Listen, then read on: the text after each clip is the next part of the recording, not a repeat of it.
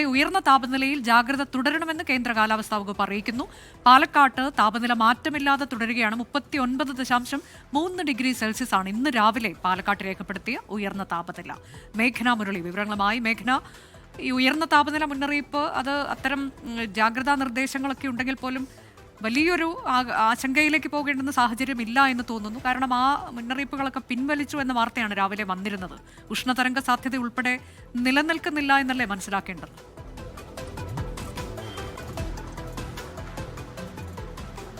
തീർച്ചയായും അനുജ, വലിയ ആശങ്കയിലേക്ക് പോകേണ്ട ഒരു സാഹചര്യം നിലവിൽ സംസ്ഥാനത്തില്ല. പക്ഷേ ഈ കനത്ത ചൂട് അതേപോലെ തന്നെ തുടരുന്നു എന്നുള്ളത് തന്നെയാണ് മനസ്സിലാക്കേണ്ടത്. അതിൽ പാലക്കാട് ജില്ലയിലടക്കം 39.3 ഡിഗ്രി സെൽഷ്യസ് ആണ് ഇന്ന് രാവിലെ 8:30 വരെയുള്ള കണക്കനുസരിച്ച് രേഖപ്പെടുത്തിയത്. അങ്ങനെ ജാഗ്രത തുടരണം എന്നുള്ളൊരു കാര്യം തന്നെയാണ് കേന്ദ്ര കാലാവസ്ഥാ വകുപ്പ് അറിയിക്കുന്നത്. നേരത്തെ 12 ജില്ലകളിൽ താപനിലയുമായി ബന്ധപ്പെട്ട യെല്ലോ മുന്നറിയിപ്പ് ഉണ്ടായിരുന്നു. പക്ഷേ അത് ക്യാൻസൽ ചെയ്തിട്ടുണ്ട്. പക്ഷേ അതുമായി ബന്ധപ്പെട്ട ജാഗ്രത തുടരണം എന്നത് തന്നെയാണ് കേന്ദ്ര കാലാവസ്ഥാ വകുപ്പ് പറയുന്നത്. അതുപോലെ തന്നെ ഈ UV കിരണങ്ങളുടെ അടക്കം ഒരു ശ്രദ്ധ വേണം. അതിലടക്കം പുറത്തിറങ്ങുമ്പോഴടക്കം പൊതുജനങ്ങൾ ജാഗ്രത പാലിക്കണം എന്നുള്ള കാര്യമാണ് പറയുന്നത്. ഇന്ന് രാവിലത്തെ കണക്കനുസരിച്ച് പാലക്കാട് 39.3 ഡിഗ്രി സെൽഷ്യസ് ആണ്. അതുപോലെ കോഴിക്കോട് 37.9 ഡിഗ്രി സെൽഷ്യസും വെള്ളാനിക്കര 37, പുനലൂരും 37.2 ഡിഗ്രി സെൽഷ്യസ് എന്നിങ്ങനെയാണ് താപനില രേഖപ്പെടുത്തിയിരിക്കുന്നത്. അതുകൊണ്ട് തന്നെ ഇനിയും പുറത്തിറങ്ങുമ്പോൾ ഈ വേനൽമഴ സജീവമാകുന്നത് വരെ ഈ ജാഗ്രത പാലിക്കണം എന്നുള്ള കാര്യം തന്നെയാണ് കേന്ദ്ര കാലാവസ്ഥാ വകുപ്പ് പറയുന്നത്. അതേസമയം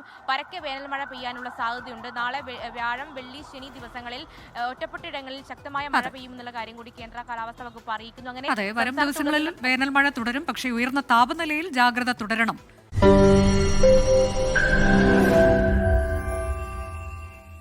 ലോകത്തെവിടെയായാലും ഏത് സമയത്തും 24 വാർത്തകളും ഓഗ്മെന്റഡ് റിയാലിറ്റി പാക്കേജുകളും എക്സ്പ്ലെയിനറുകളും വിശദമായി കാണാൻ ഞങ്ങളുടെ യൂട്യൂബ് ചാനൽ നിങ്ങൾക്ക് സബ്സ്ക്രൈബ് ചെയ്യാം.